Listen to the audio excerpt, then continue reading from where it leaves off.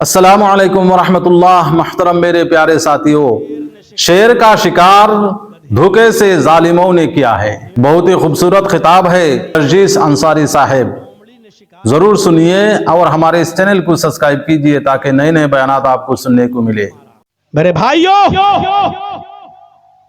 शेर ने शिकार किया गधे का, भेड़िए ने शिकार किया बकरी का, लोमड़ी ने शिकार किया खरगोश का।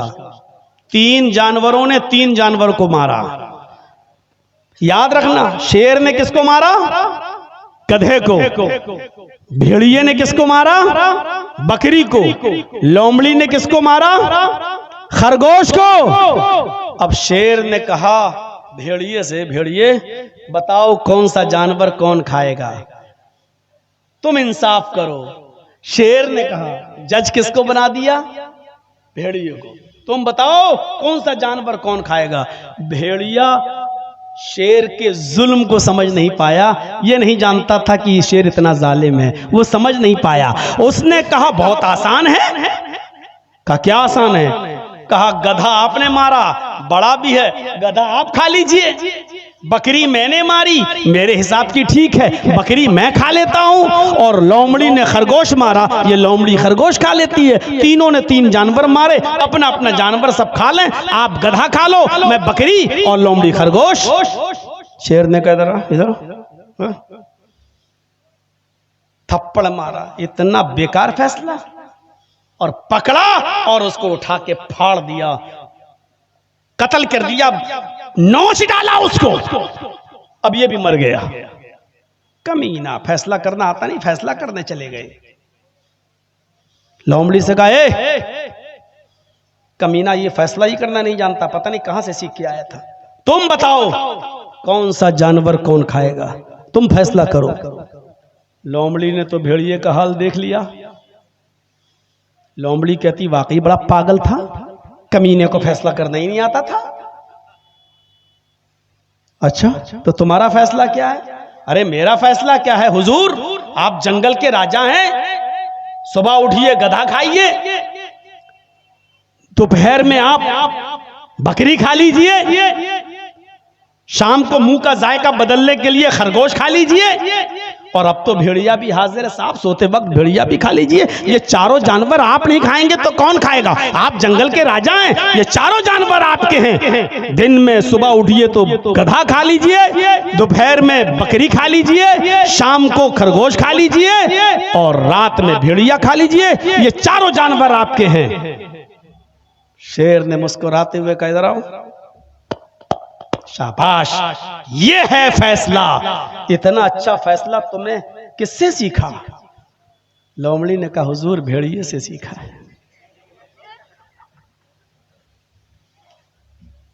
लोमड़ी ने कहा हुजूर भेड़िए से सीखा है। शेर ने कहा तुम समझदार हो। समझदार थी, जान बचा ली। यही समझदारी की जरूरत है, यही समझदारी की जरूरत है। मैं जानता हूं बहुत से लोगों के कलेजे मुरझा रहे होंगे कि मौलवी जर्जीस तो हमारा पत्ता गोल करने आ रहा है।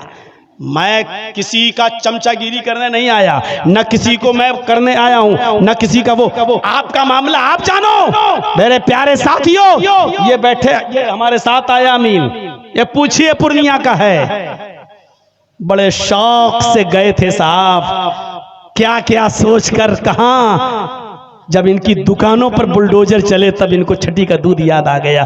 कोई नहीं आया जो चीख चीख कर कह रहे थे हम तुम्हारे साथ, हम तुम्हारी लड़ाई। आज सबसे पहले वही भागे। कोई एक भी मिन्नत और जमानत करने के लिए नहीं आया, कोई झूठी तसल्ली देने के लिए नहीं आया। मकसद निकल गया दूर। मेरे भाइयों, इस वक्त लोमड़ी की तरह अक्लमंदी से काम लो। कुरान चीख चीख के कह रहा है उदउ इला सबील रब्बिका बिल हिकमती वल मौइज़तिल हसना। तुम्हें हिकमत, दानाई से काम लेने की जरूरत है। दीन के मामले में भी, नेकी की तरफ बुलाने में भी, बुराइयों से रोकने में भी। जब दीन के अंदर ये था तो दुनिया के अंदर भी है। और आप आपको अच्छा सोचना है। मेरे भाइयों, आप इंसान हो ना, एक मिसाल देता हूं। अल्लाह के नबी मक्के से जब मदीना गए, अल्लाह के नबी जब मक्के से मदीना गए तो मदीने के लोग क्या करते थे? हम यअब्बिरून नख्ल, मुस्लिम शरीफ की हदीस के अल्फाज हैं। वो क्या करते थे? खजूर की कलमकारी किया करते थे। और खजूर की कलमकारी जानते हो क्या होती है? वो क्या कहते थे? ये नर खजूर का गाभा है, ये मादा खजूर का गाभा है, ये नर है, ये मादा है, और दोनों को ऐसे जमीन में बोते थे। और ये बिलीफ था, ये यकीदा था कि ऐसे ज्यादा खजूर पैदा होंगी, ऐसे ज्यादा खजूरें पैदा होंगी। तो वो खजूर में क्या बनाते थे? ये नर खजूर का गाभा, ये मादा खजूर का गाभा, ये मेल, ये फीमेल, और ऐसे बोते थे। तो अल्लाह के नबी जब मदीने में गए तो अल्लाह के रसूल ने कहा, माज़ा तस्नऊन, ये तुम क्या करते हो? ये नर, ये मादा। अल्लाह के रसूल, ऐसे खजूरें ज्यादा पैदा हो जाती हैं, नर मादा बना देता हूं तो खजूरें ज्यादा पैदा हो जाती हैं। अल्लाह के नबी ने फरमाया, लौ लम तफअलू लकाना खैरन, अगर तुम ऐसा न करते तो अच्छा होता, अगर ऐसा न करते तो अच्छा होता। उन्होंने छोड़ दिया, कहा नहीं करेंगे, ठीक है। फतरकूहु, छोड़ दिया। फनक़सत, खजूर कम पैदा हुए। जब उन लोगों ने ऐसा नहीं किया तो खजूर कम पैदा हुए। उन्होंने शिकायत की, अल्लाह के रसूल, हम जैसा पहले बोते थे उससे खजूरें बहुत पैदा होती थी, आपने कहा ऐसा ना करते तो अच्छा होता, तो हमने छोड़ दिया। तो अल्लाह के नबी, फिर क्या हुआ? हमारे खजूरों में नुकसान हो गया, बहुत घाटा हो गया। तो अल्लाह के नबी ने फरमाया, इन्नमा अना बशर, मैं भी तो इंसान हूँ। क्या कहा? मैं भी तो इंसान हूँ। इज़ा अमरतुकुम बिशैइन मिन अम्रि दीनिकुम, जब मैं तुम्हें तुम्हारे दीन की कोई बात बताऊं तो ले लिया करो। व इज़ा अमरतुकुम बिशैइन मिन अम्रि दुनियाकुम फइन्नमा अना बशर, जब मैं तुम्हें तुम्हारी दुनिया की कोई बात बताऊं तो तुम ले भी सकते हो, छोड़ भी सकते हो। यानी अगर मेरी बात इंसान होने की हैसियत से अगर आपको नुकसान पहुंचा रही है तो तुम जैसा पहले करते थे वैसा करो। यानी तुम अपनी दुनिया को मुझसे ज्यादा अच्छी तरह समझते हो, अपने कारोबार को मुझसे ज्यादा अच्छा समझते हो। बंगाल वालों, मौलाना जर्जीस की बातों में मत आना। तुम अपना मामला हमसे अच्छा समझते हो, तुम अपने इलाके के हालात हमसे अच्छा समझते हो, तुम अपने यहाँ के मिजाज को हमसे अच्छा समझते हो। तुम अपने मिजाज से काम करना।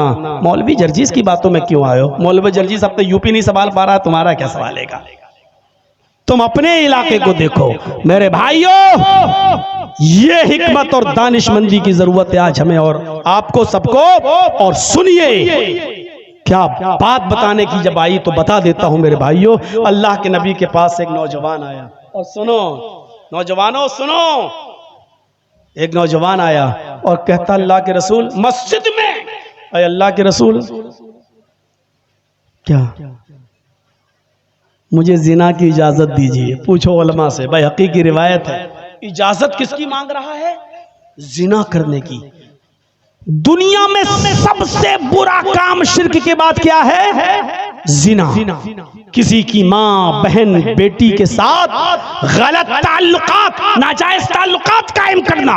वो किस चीज की परमिशन मांग रहा है? दुनिया के सबसे गंदे काम की। और किससे मांग रहा है? दुनिया के सबसे बेहतर और अच्छे इंसान से, मुहम्मदुर रसूलुल्लाह से। नौजवानों, ये वाकया जरूर सुन लीजिएगा। अल्लाह के नबी से कहता है, अल्लाह के रसूल, मुझे जिना की इजाजत दीजिए।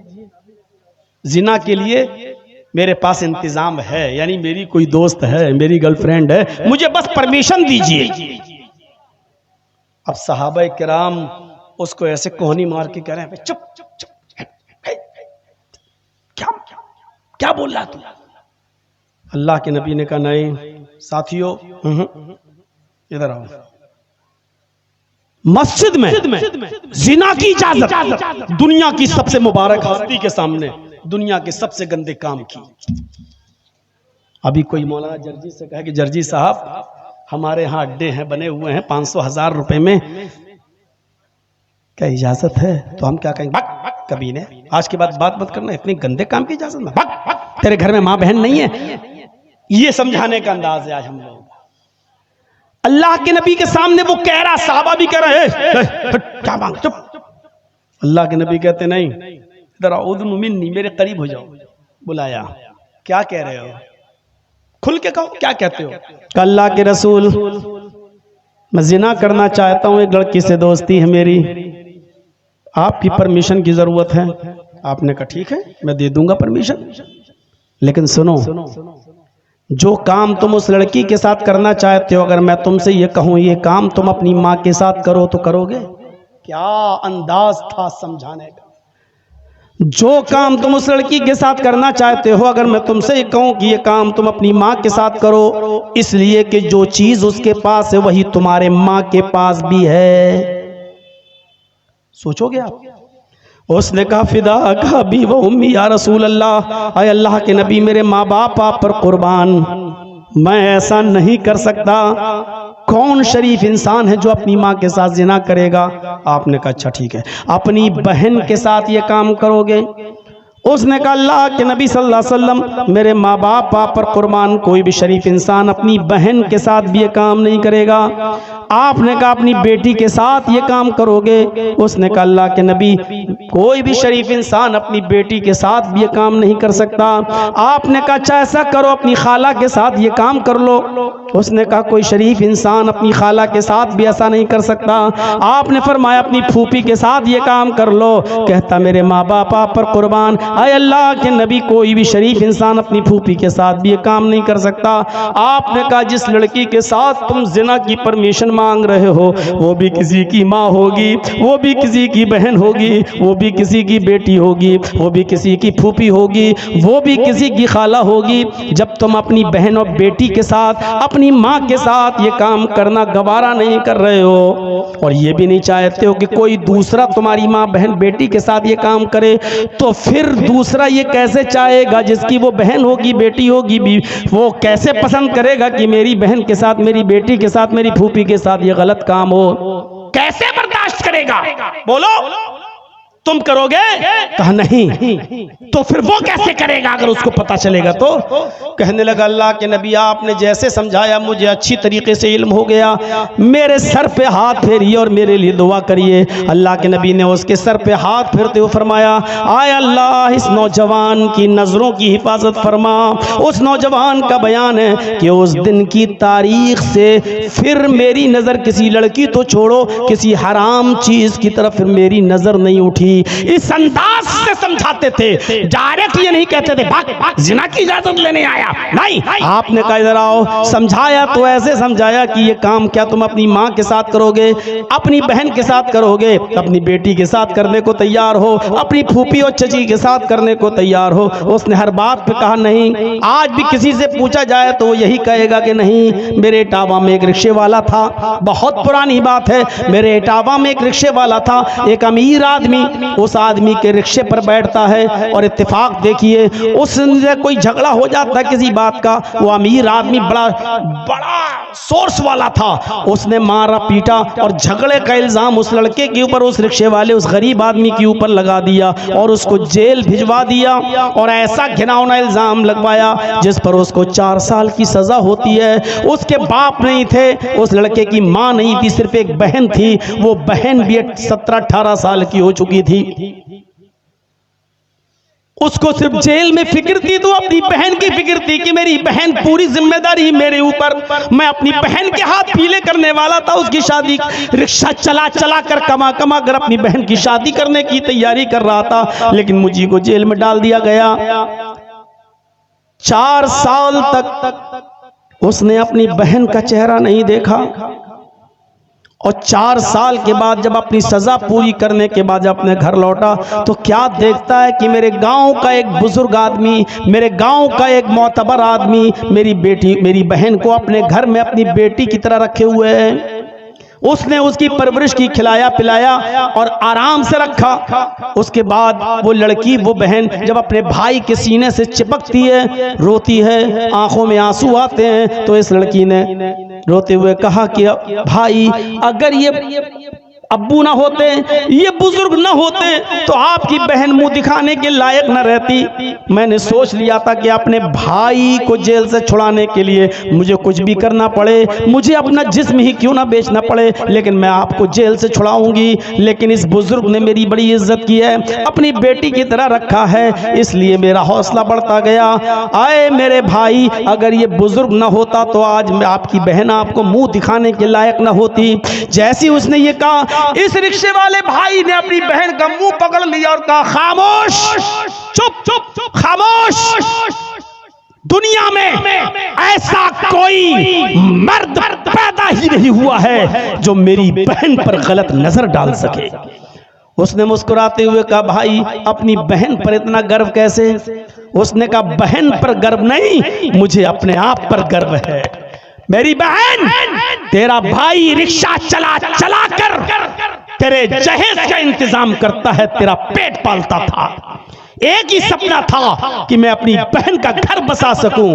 मेरी बहन, तेरे भाई के रिक्शे पर कॉलेज की लड़कियां भी बैठती हैं, स्कूल की लड़कियां भी बैठती हैं। तेरा भाई अपने गमछे से सीट साफ करता है और उन लड़कियों को बिठाकर उनको कॉलेज तक, उनके स्कूल तक पहुंचाता है। मेरी बहन, तेरे भाई के रिक्शे पर अब तक जितनी भी लड़कियां बैठी हैं, तेरे भाई ने उनको अपनी बहन की नजर से देखा है। तेरे भाई ने उनको अपनी बहन की नजर से देखा है। जब मैंने किसी की बहन बेटी पर गलत नजर नहीं डाली, जब मैंने हर एक को अपनी बहन की नजर से देखा है, जब मैंने किसी की बहन पर गलत नजर नहीं डाली, तो ऐसा कौन माँ का लाल है जो मेरी बहन पर गलत नजर डाले? फख्र के साथ यहाँ जितने भी बैठे हैं सुन लो, जितने दूसरों की बहनों बेटियों पर गलत नजरें डालते हैं और मोबाइलों पर रात रात भर लगे रहते हैं, सुन लो, तुम्हारी बहनों बेटियां भी महफूज नहीं है। गर्व के साथ वही कह सकता है जो दूसरों की बहन को अपनी बहन, दूसरों की बेटियों को अपनी बेटी समझेगा, वो गर्व के साथ कह सकता है कि मेरी बहन पर कोई गलत नजर नहीं डाल सकता, मेरी बेटी पर कोई गलत नजर नहीं डाल सकता। इस हम्माम में सब नंगे नजर आएंगे। है इतनी हिम्मत, है इतनी जुर्रत, है इतनी बहादुरी जो ये कह सको, मेरे भाइयों, हमें और आपको पहचानना पड़ेगा। अल्लाह के रसूल इस तरीके से बुराइयों को रुकवा रहे हैं, नहीं भगा नहीं रहे हैं। आप कह रहे हैं अपनी बहन के साथ, अपनी माँ के साथ करोगे नहीं, आखिरकार शर्मिंदा होता है और आप उसके लिए दुआ करते हैं। अपने आप को बुराइयों से बचाओ, इस हद तक बचाओ कि अल्लाह के नबी रमजान के महीने में एतिकाफ में बैठे हुए हैं। एतिकाफ में, एतिकाफ समझते हैं ना, एतिकाफ में बैठे हुए हैं। दो बीवियां अल्लाह के रसूल सल्लल्लाहु अलैहि वसल्लम से मुलाकात करने के लिए आती हैं। दो बीवियां, नबी की दो बीवियां मुलाकात करने आती हैं। अगर कोई मर्द मस्जिद में एतिकाफ में बैठा है तो उसकी बेटी मिलने आ सकती, उसकी बीवी भी उससे मिलने आ सकती है, कोई बुराई नहीं है। अल्लाह के नबी एतिकाफ में बैठे हैं, आपकी दो बीवियां आपसे मिलने आई, थोड़ी देर रुकी, घर की बात हुई और चलने लगी। आप अपनी दोनों बीवियों को मस्जिद के दरवाजे तक छोड़ने आए। उन दोनों बीवियों ने सर छिपा रखा था, उन्होंने अपने हाथों में सॉक्स, हाथों में ग्लव्स और पैरों में सॉक्स पहन रखे थे। अल्लाह के नबी जब अपनी बीवियों को मस्जिद के दरवाजे पर छोड़ने आए तो दो अंसारी नौजवानों को आते हुए देखा। आपने उन दोनों अंसारियों को बुलाया, आए अंसारी नौजवानों इधर आओ। वो दोनों नौजवान अंसारी जब अल्लाह के नबी के करीब आते हैं तो आप कितनी शानदार अंदाज में कहते हैं, आए नौजवानों, आए अंसारियों, ये दोनों मेरी बीवियां हैं, ये दोनों मेरी बीवियां हैं, शक मत करना। अल्लाह के नबी आप कैसी बात कर रहे हैं, आपके ऊपर कौन शक कर सकता है? आपने कहा नहीं, यहां से गुजरने के बाद शैतान जो खून की रगों में दौड़ता है वो हमारे दिलों में ये वसवसा डाल सकता है। पता नहीं मोहम्मद किन औरतों से बात कर रहा था। देखो ये दोनों मेरी बीवियां हैं, कोई पराई नहीं है। इस तरीके से गुनाहों से बचा करते थे कि आपको शक है कि ये दोनों जाने के बाद कहीं मेरे बारे में गलत बातें न फैलाएं। आप बुला कर कहते थे ये दोनों मेरी बीवियां हैं, कोई और नहीं। शरीयत तो ये कहती है कि साली भी अपनी बहनोई की मोटरसाइकिल पर नहीं बैठ सकती, और शरीयत तो ये कहती है कि कोई भाभी भी अपनी देवर के साथ ससुराल से घर नहीं आ सकती, मैके से घर नहीं आ सकती ससुराल, और न ससुराल से अपने मैके जा सकती है। देवर होता कौन है? यहां तो भाई खुद हुक्म देता है छोटे भाई को कि भाभी को ले आओ, भाभी को छोड़ाओ। यहाँ बीवी खुद कहती है कि लो छोटी बहन को घर छोड़ाओ, छोटी बहन को स्कूल छोड़ाओ। ये जुल्म है, ये ज्यादती है, ये जुल्म है, ये ज्यादती है। शरीयत का मिजाज तो यह है कि कोई साली भी अपने जीजा के साथ सफर नहीं कर सकती है। मियाँ और बीवी खाना खा रहे हैं, जर्जीस अपनी बीवी के साथ बैठकर खाना खा रहा है, बीवी की मौजूदगी में बीवी की बहन और मेरी साली अगर घर में आ जाए तो बीवी के साथ बीवी की मौजूदगी में भी वो मेरे साथ खाना नहीं खा सकती है। शरीयत बीवी की मौजूदगी में भी साली को अपने जीजा के साथ बीवी की मौजूदगी में भी खाने की इजाजत नहीं देती। और जब इजाजत साथ में नहीं देती, शौहर के साथ भी नहीं देती, तो अकेले तुम्हें बाइक पर बैठकर खगड़ा मेला जाने की इजाजत देगी शरीयत। ये खगड़ा का नाम मैंने क्यों लिया, बहुत सोच समझ के लिया है मेरे भाइयों। इसकी इजाजत देगी ये शरीयत। जब बीवी की मौजूदगी में साली को इजाजत नहीं है कि जीजा के साथ बैठ के खाना खाए, तो स्कूल जाएगी जीजा के साथ। और यही हाल भाभी का भी है, अपने देवर के साथ खाना नहीं खा सकती है, अपने शौहर की मौजूदगी में भी पर्दा है। और पर्दा भी इतना जबरदस्त। और आई तल हम व या रसूल अल्लाह, अल्लाह के रसूल क्या देवर से भी पर्दा करूं? आपने कहा दुनिया वालों से कुछ कमी हो जाए तो चलेगा, देवर से नहीं। कहा देवर से भी करूं? कहा देवर तो मौत है, अलहमुल मौत, देवर तो मौत है, देवर मौत। एक वाकया सुने हो सऊदी अरब का? भोपाल का एक आदमी था, सऊदिया में काम करता था। सऊदिया में वो टैक्सी चलाता था। टैक्सी सुने हैं वाकया? नहीं सुने तो सुन लो। टैक्सी चलाता था और उसकी ड्यूटी थी कि वो दिन भर टैक्सी चलाता था और रात में आके सोता था। तो एक बार वो ऐसे ही कपड़ा डाले बैठा हुआ था टैक्सी ड्राइवर जद्दा में, और ऊपर अपना हैंडकरचीफ रुमाल डाले हुए था। उसको कोई पैसेंजर नहीं मिल रहा था। थोड़ी देर के बाद एक औरत आई, उसका पेट बड़ा था, उसके पेट में बच्चा। वो आई और कहने लगी, जल्दी से मुझे हॉस्पिटल लेके चलो, तुम मुझे इंडियन लगते हो, तुम जल्दी से मुझे हॉस्पिटल लेके चलो, मुझे डिलीवरी का वक्त है। उसने ऐसे देखा, जल्दी बैठाला, पीछे की डिग्गी खोली और जल्दी से ये ड्राइवर, ये भोपाल का ये आदमी जल्दी से अपनी इस औरत को लेकर अस्पताल पहुंच गया। उधर इसका पेट देखकर इमरजेंसी में जल्दी से इस औरत को लोग लेके गए। इसने कहा कमबख्त अंदर चली गई, मेरा पैसा भी नहीं देके गई, कितना बना। उससे कहा बैठो बैठो अभी बैठो, चेकअप हो जा। इसने सोचा पता नहीं कितनी देर लगेगी, क्या लगेगी। अच्छा, इससे पूछा तुम उस औरत को लेके आए हो जो अभी अंदर गई? कहा जी। अपना मोबाइल नंबर लिखो इस पर। तो मोबाइल तो चलता नहीं था उस वक्त। उसने जल्दी से अपने घर का लैंडलाइन का नंबर लिख दिया कि ये मेरा है, और जब वो औरत सही हो तो मुझे बता देना भैया, मैं इससे पैसे ऐसे लेते हुए निकल जाऊंगा, अभी पता नहीं क्या है। ये चला गया अपने घर। रात में अपने घर सोया, सुबह फजर में उठा, घंटी बज गई, फोन की, हेलो जी, कल आप उस औरत को लेके आए थे? जी जी जी जी, हॉस्पिटल में छोड़ा था, आप वही बोल रहे हैं? जी। अरे यार, कहाँ अपनी बीवी को तुम छोड़ के चले गए हो? हैं? बताओ, बेचारी रात भर परेशान रही, जल्दी आओ जल्दी आओ, तुम्हें याद कर रही है, लड़का हुआ है तुम्हें। उसने कहा ए डॉक्टर, दिमाग ठीक है तेरा? अच्छा हुआ ये फोन मैंने उठाया, मेरी बीवी ने नहीं उठाया, वरना यही महाभारत का युद्ध हो जाता।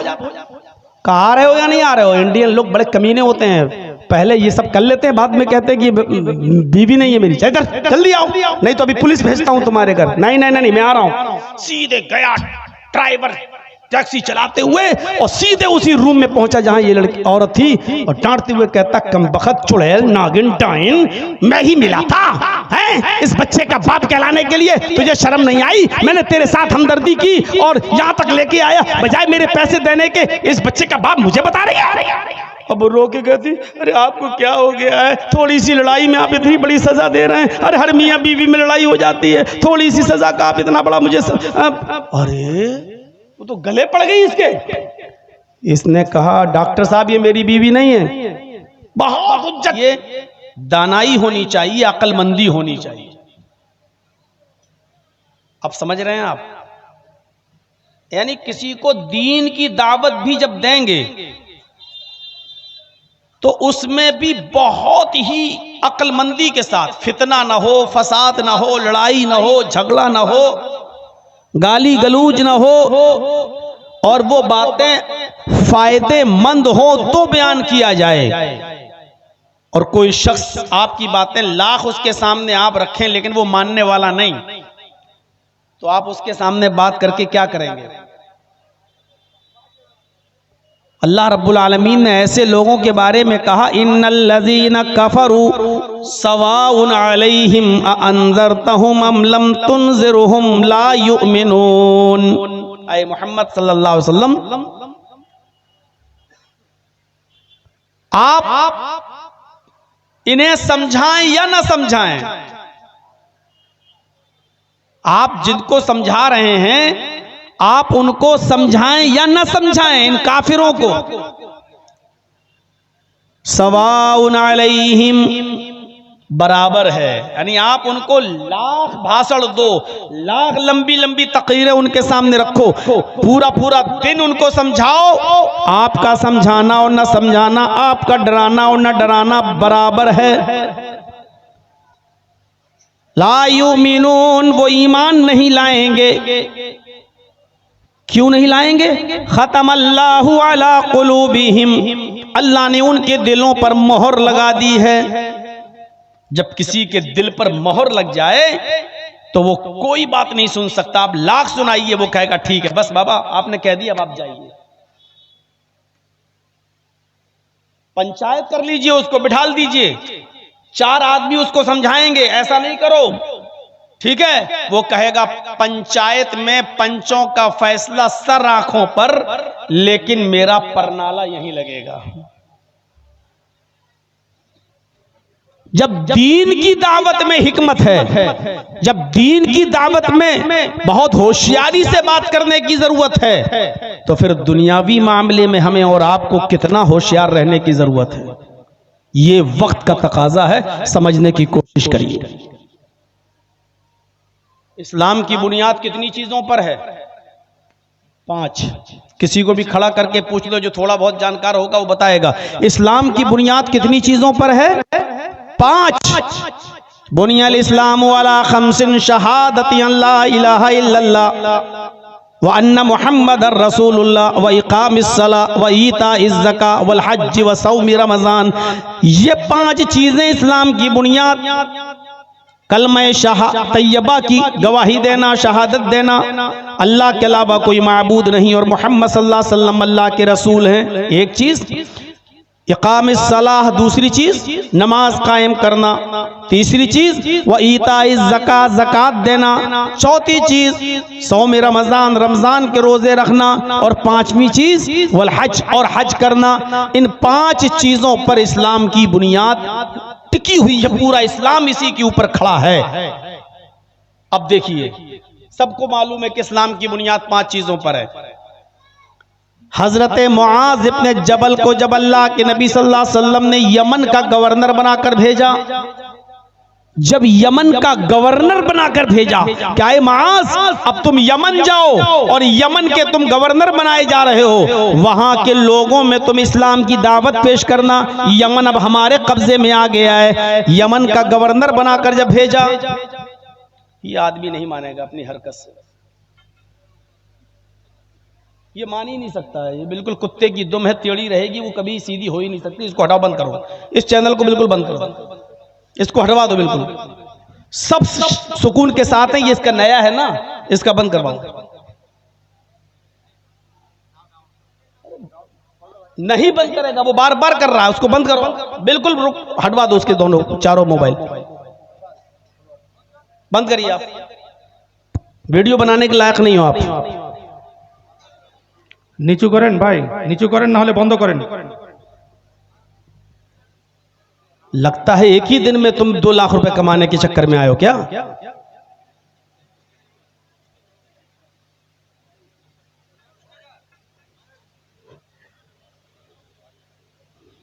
तो जब यमन का गवर्नर बनाकर भेजा और यमन पर जब फतह हो गई, तो अल्लाह के नबी ने कहा, आए मुआज, यमन के लोगों को तुम इस्लाम की दावत देना। तो सबसे पहले उनको कलमे की दावत देना, जबकि इस्लाम की बुनियाद कितनी चीजों पर है? 5। लेकिन आपने क्या कहा है मास, जब यमन जाओ तो 5 चीजें यक बैक लोगों को मत बताना। अगर 5 चीजें लोगों को एक साथ बता दोगे तो भाग जाएंगे, कोई भी इस्लाम के करीब नहीं आएगा, कोई भी इस्लाम के करीब नहीं आएगा। इसलिए धीरे धीरे उनको इस्लाम की दावत देना और एक एक चीज की तरफ बुलाना। पहली चीज कलमे की तरफ उनको बुलाना, कहना कि अल्लाह के अलावा कोई माबूद नहीं और मोहम्मद सल्लल्लाहु अलैहि वसल्लम अल्लाह के रसूल हैं। जब वो पहली चीज पर ईमान ले आए, अल्लाह को अपना माबूद मान लें और मोहम्मद सल्लल्लाहु अलैहि वसल्लम को रसूल मान लें, और इस पर जब कायम हो जाएं और पूरे पक्के हो जाएं, तब उनसे कहना कि अल्लाह रब्बुल आलमीन ने तुम्हारे ऊपर दिन भर में 5 टाइम की नमाज फर्ज की है। यानी 5 चीजें एकदम नहीं बताई जा रही है, बैक वक्त नहीं। हिकमत देखिए, होशियारी देखिए, समझबूझ देखिए। अल्लाह के रसूल सल्लल्लाहु अलैहि वसल्लम ये भी कह सकते थे, मास 5 चीजें उनको बता दो, जिसको मानना होगा मानेगा, जिसको नहीं मानना होगा नहीं मानेगा। लेकिन नहीं, 5 चीजें एकदम बैक वक्त नहीं बताई जा रही हैं। पहले कलमे की दावत देना, जब कलमे पर अमल करने लगे तब उनसे कहना कि तुम्हारी ऊपर नमाज भी फर्ज की गई है। जब वो 5 वक्त की नमाज के पाबंद हो जाएं और नमाज किसी भी कीमत पर न छोड़ें, जब वो 5 वक्त नमाज पढ़ने लगे तब उनसे कहना